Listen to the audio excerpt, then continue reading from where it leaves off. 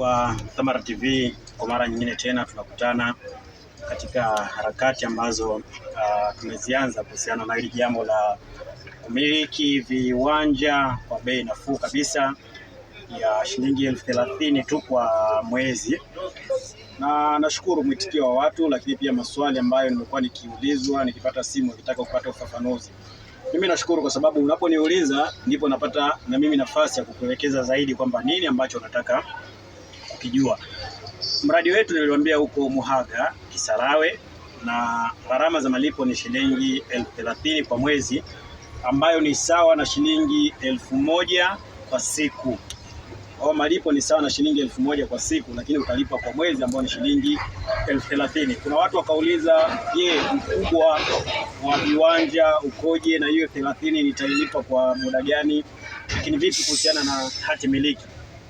Majibu ya haya, mwanzo niliwaambia katika clip iliyopita kwamba viwanja vyetu vinaanzia ukubwa wa square mita 300 na zinakwenda mpaka ukubwa wa square mita 750. Na square mita moja gharama yake ni shilingi 2,500. Square mita moja 2,500. Kwa ukichukua square mita 300 mara 2,500, utakuta kiwanja cha square mita 300 utakilipia shilingi 750,000. Shilingi 750,000. Manake kama unayo cash shilingi 750,000 yako na 50, ukikabidhi umemaliza deni. Hauna deni na sisi, unakabidhiwa kiwanja chako, unachukua hati yako, unaendelea na shughuli zako. 750,000 tu za Kitanzania kwa kiwanja cha ukubwa wa square mita 300, sababu square mita moja ni shilingi 2,500. Kwa mtu ambaye atataka ukubwa wa square mita 750, manake hicho kiwanja gharama yake itakuja ni shilingi 1,875,000.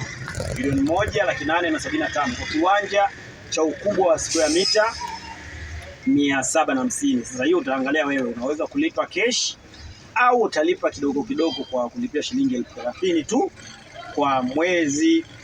Na nimewaambia kwamba unaruhusiwa kutembelea mradi ulipo, kuangalia maeneo, sehemu ambako unataka kuchukua kiwanja chako.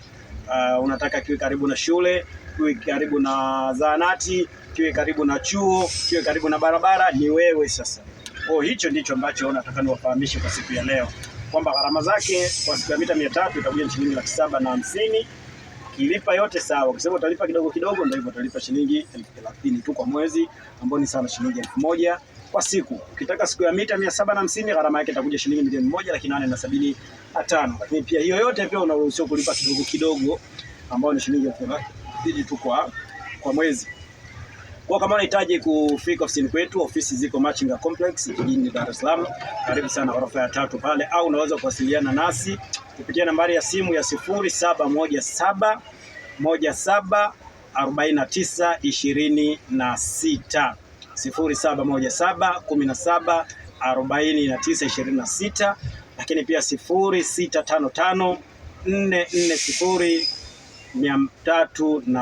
320.